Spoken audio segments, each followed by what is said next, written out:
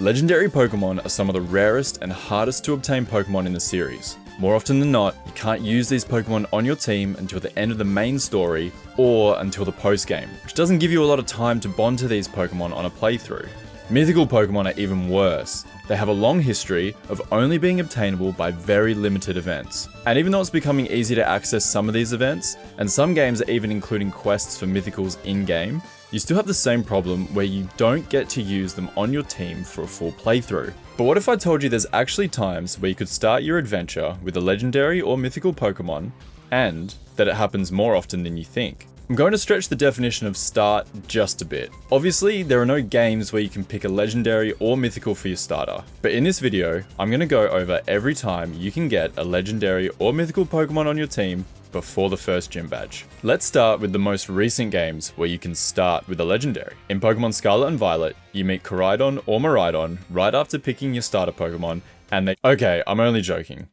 Well, not really, but kind of. Koraidon and Miraidon do technically join your team at the start of the game after meeting them at the beach, but that's not really what this video is about. You don't get to use them in battle until after finishing the main story. But the fact that they're with you throughout the whole game means you get to build a strong bond with them, much more than any other box art legendary. Which is kind of what this video is about. Anyway, the first real example for this video is all the legendaries you can catch through Dynamax Adventures in Sword and Shield. Dynamax Adventures were introduced in the Crown Tundra DLC, and in them, you fight through a series of max raid battles to ultimately defeat and capture the legendary Pokemon at the end of each max lair. If you buy the Crown Tundra DLC before starting the main game, or if you buy a version of Sword and Shield that comes packaged with all the DLC, you can go to the Crown Tundra as soon as you're allowed to board the train at Wedgehurst. All you have to do is pick a starter, briefly go into the Slumbering World, and get your Pokédex from Professor Magnolia. That's like less than an hour into the game. You can go to the Crown Tundra before going to the wild area and way before going to the first gym battle. Even though the Crown Tundra is designed to be explored after beating the main game and after doing the Isle of Armor DLC, you use rental Pokemon in Dynamax Adventures, so it doesn't matter if you go there just after starting the game. On top of that, every capture in Dynamax Adventures is guaranteed, so you'll never fail to catch any of these level 70 legendaries. They're yours to use for the rest of the game, all for the low price of $29.99. Speaking of buying legendaries, the next entry on this list is Corporate Greed. I mean the Pokeball Plus Mew. The Pokeball Plus is a $50 controller accessory that was released at the same time as Pokemon Let's Go Pikachu and Eevee, and pretty much serves as an authentic motion controller for those games. You control your character using the control stick and top button, and when you encounter wild Pokemon, you can throw the Pokeball Plus to throw a Pokeball in-game. You can also send your Pokemon from the Let's Go games to the Pokeball Plus for a stroll. Kinda like the Pokewalker, but not really. You kinda just shake the Pokeball Plus and press the buttons and your Pokemon earns XP and items. Remember, this was $50 on release. And I was stupid enough to buy one. But the value of the Pokeball Plus isn't that it's a Temu Pokewalker, but the fact that each one comes with a Mew inside. As soon as you unlock Mystery Gift in the Let's Go games or Sword and Shield, you can connect to the Pokeball Plus and redeem a level 1 Mew. It's kind of unique that you're gifted a level 1 Pokemon. That doesn't happen too often. The only problem is that each Pokeball Plus only comes with one Mew. So if you buy a second-hand one that's already redeemed the Mew, you can't get another one. But if you have a fresh Pokeball Plus, all you have to do is beat your rival for the first time in the Let's Go games, or visit the Slumbering World at the start of Sword and Shield to unlock Mystery Gift and get yourself a Mew to play the whole game with. Let's stick with the Switch and talk about Brilliant Diamond and Shining Pearl, which technically don't fit the criteria of giving you mythicals before the first gym, but there's 3 mythicals that you can get in those games that you get so early that I'm still counting them. If you bought these games when they first came out, you were able to receive a Manaphy egg via Wi-Fi Mystery Gift, which obviously hatches into a Manaphy. This event ran from the game's release date on November 19th, 2021 to February 21st, 2022. So it's no longer available today, but for this video, I'm going to count event distributions that happened within 3 months of a game's release date. I think that events that were available when a game was released are fair game because a lot of people will be starting their journeys in those games when they come out, and being able to access the event right away means you can put that Pokemon on your team from the start of the game. I've gone with the 3-month window because not everyone gets the games on release day, and a lot of Pokemon games are released later on in the year, so 3 months covers Christmas, when a lot of people would get the games as gifts. That seems like a fair limitation. Otherwise, I could say stuff like, well, if you started playing Pokemon Scarlet and Violet in December 2023, a year after the game came out, you could redeem a code for Darkrai and start your adventure with that. That's just not the average playing experience. Getting back to BDSP, and you can unlock Mystery Gift as soon as you return to Jubilife City after getting your first gym badge. So you don't exactly get Manaphy before beating the first gym, but it's still the start of the game, and you probably haven't even evolved your starter by this point. The other two mythicals you can get at the start of BDSP aren't linked to a limited time event, and you can get them right after leaving Jubilife City. Once you reach Floaroma Town, you can speak to an old couple to be gifted both Mew and Jirachi. You get a level 1 Mew by having save data for either Let's Go Pikachu or Eevee on your Switch, and you get a level 5 Jirachi for having Sword or Shield save data. Again, these Pokemon don't quite make the cutoff for being obtained before the first gym, but it's like the 4th town that you go to, still haven't even beaten the 2nd gym yet, and they're given to you at such low level that you're clearly meant to play through the rest of the game with them. These gifts are baked into the game, so you can get your gift Jirachi and Mew anytime you play through BDSP, as long as you've got the save data for the other games. Imagine spending $50 to get a level 1 Mew from a home brand Wii Nunchuck, only for a few years later to get one essentially for free just for playing the games that you bought the home brand Nunchuck for.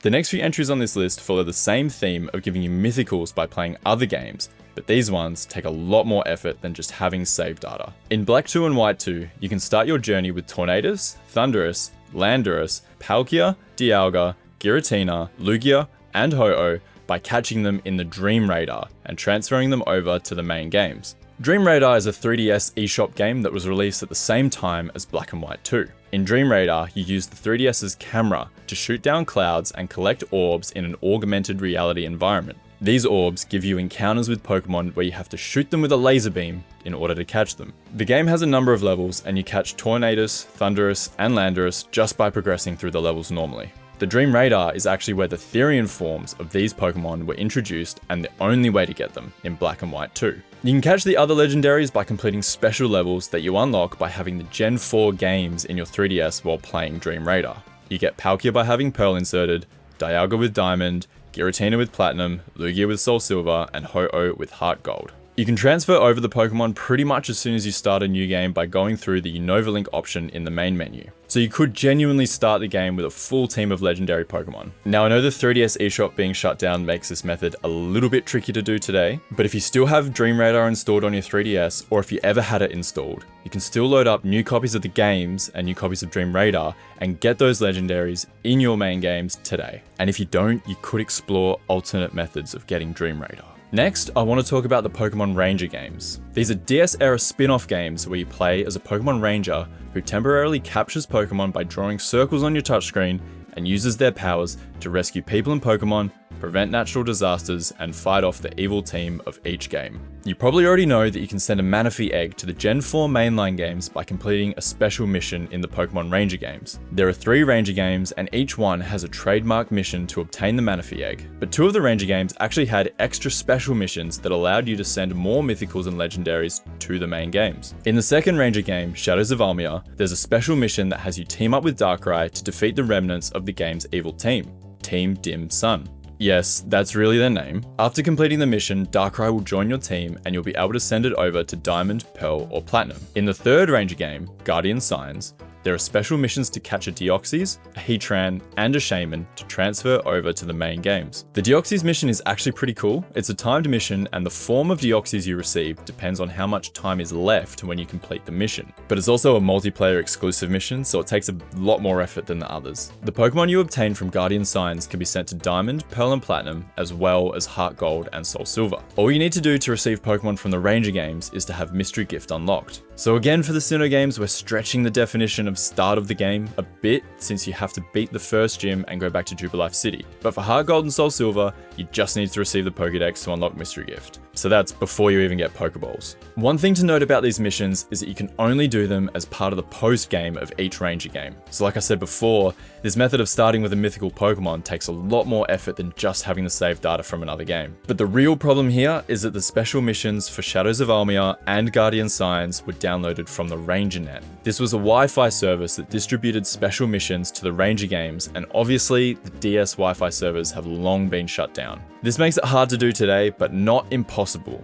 Again, there are alternate methods for accessing some of these events today. Let's continue on with legendaries that you can start with by talking about Pokémon Colosseum. This GameCube game has you traveling around the Ore region, purifying shadow Pokémon and stopping the plans of Team Snag'em and Team Cypher. North American versions of Pokémon Colosseum came with a bonus disc that allowed you to send a Jirachi over to Ruby and Sapphire. You can receive Jirachi as long as you have an empty slot in your party and it joins your team at level 5, making it perfect to start your adventure with. You can use the bonus disc to transfer as many Jirachi as you want. You just can't transfer another Jirachi to a save file that's already received the Jirachi gift. You actually don't even need Colosseum to do this, just the bonus disc. But if you thought the Pokeball Plus Mew was expensive, just wait until you see the prices for the Colosseum bonus disc. Japan also got a Colosseum bonus disc, but that version gave you a gift Celebi instead. Unfortunately, to receive the gift Celebi, you have to beat the Elite Four in Ruby or Sapphire first, so you can't start the game with it. You probably hear the words GameCube, gift, and Jirachi, and think of the special Jirachi you could transfer from the European and Australian versions of Pokemon Channel. But just like the Japanese bonus disc, to get Jirachi from Pokemon Channel,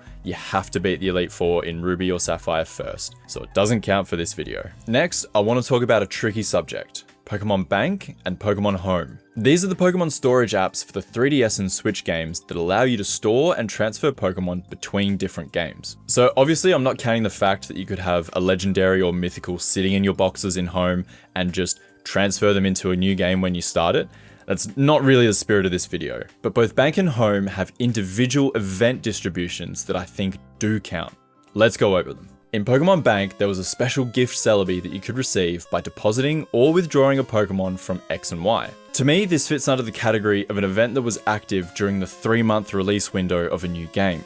But unfortunately, just for Japan. The Pokemon Bank Celebi started on December 25th, 2013 in Japan, just 2 months after X and Y released. The European and North American event didn't start until February 4th and 5th, 2014, 4 months after X and Y's release. If you'd waited just a couple of months before getting X and Y in Japan, you could have started your journey with a Celebi by just catching one Pokemon in-game and transferring it into Bank. The home events are a bit different though.